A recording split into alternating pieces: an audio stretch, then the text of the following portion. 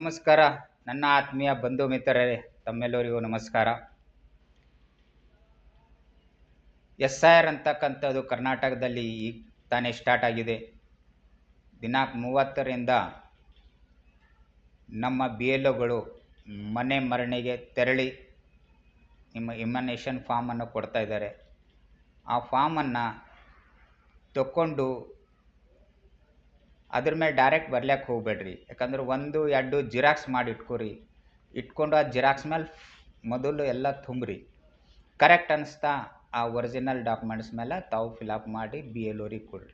ಯಾಕಂದ್ರೆ ಅವ್ರು ಕೊಡೋದೇ 1-2 ಫಾರ್ಮ್ ಕೊಟ್ಟಿರ್ತಾರೆ. ಕನ್ಫ್ಯೂಸ್ ಆಯ್ತಂದ್ರೆ ಮತ್ತೊಂದು ಫಾರ್ಮ್ ಕೊಡಲ್ಲ. ಮತ್ತು ನೀವು ಚಿಟ್ಟಿ ಹಚ್ಚಿ ಜಿರಾಕ್ಸ್ ಮಾಡೋದು, ವೈಟ್ನರ್ ಹಚ್ಚಿ ಜಿರಾಕ್ಸ್ ಮಾಡೋದು ಸ್ವಲ್ಪ ಎಲ್ಲ ಮತ್ತು ಕಷ್ಟ ಆಗಿರ್ತದೆ.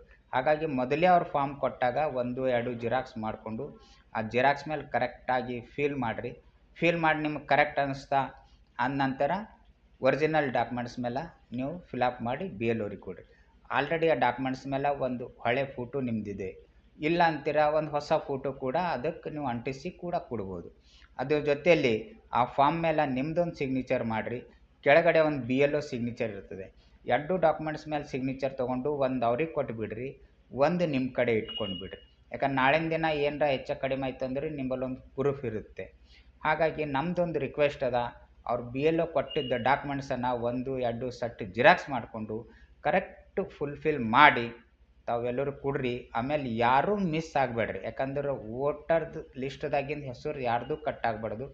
ಆ ಥರ ನಮ್ಮವ್ರು ಯಾರ್ಯಾರು ಫ್ರೆಂಡ್ಸ್ ಸರ್ಕಲ್ದಾಗ ಇಲ್ಲಿದ್ದೀರಿ, ಯಾರೇ ನೆಂಟರು ಇದ್ದೀರಿ, ಎಲ್ಲರೂ ತಾವು ಹೋಗಿ ಅವ್ರಿಗೆ ವೋಟರ್ ಲಿಸ್ಟ್ದಾಗ ಹೆಸರು ಹಾಕಿ ಕರೆಕ್ಟಾಗಿ ಫಾರ್ಮ್ ಫಿಲಪ್ ಮಾಡಿ ಕೊಡ್ತಕ್ಕಂಥ ಕೆಲಸ ಮಾಡಿರಿ. ಯಾಕಂದ್ರೆ ವೋಟರ್ ಲಿಸ್ಟ್ದಾಗಿಂದ ಹೆಸರು ಕಟ್ಟಾಯ್ತಂದ್ರೆ ನಮ್ಮ ರಾಜ್ಯದ ಮುಖ್ಯಮಂತ್ರಿಗಳು ಹೇಳಿದ್ದಾರೆ, DK ಶಿವಕುಮಾರ್ ಅವರು, ವೋಟರ್ ಲಿಸ್ಟ್ದಾಗಿಂದ ಹೆಸರು ಕಟ್ಟಾಯ್ತಾ ನಿಮ್ಮದೆಲ್ಲ ಬರ್ತಕ್ಕಂಥ ರೇಷನ್ ಕಾರ್ಡ್ದಾಗಿಂದ ಹೆಸರು ಕಟ್ಟು, ಆಧಾರ್ ಕಾರ್ಡ್ ಹೆಸರು ಕಟ್ಟು, ಬರ್ತಕ್ಕಂಥ ಸರ್ಕಾರಿ ಏನೇ ಸವಲತ್ತುಗಳವ ಎಲ್ಲ ಕಟ್ಟಾಗುವ ಸಾಧ್ಯತೆಗಳು ಇರ್ತವೆ. ಹಾಗಾಗಿ ನಾವು ಮುಂದೋಗಿ ಸರ್ಕಸ್ ಮಾಡೋಕ್ಕಿಂತ ಮೊದಲೇ ನಾವು ವೋಟರ್ ಲಿಸ್ಟ್ದಾಗ ಹೆಸರು ಹಾಕ್ಕೋಬೇಕು. ಆಮೇಲೆ ತಾವೆಲ್ಲರೂ ಹಾಕೋತೀರ ಅಂತಂದು ಹೇಳಿ ಮತ್ತೊಮ್ಮೆ ನಮಸ್ಕಾರ. ಜೈ ಹಿಂದ್.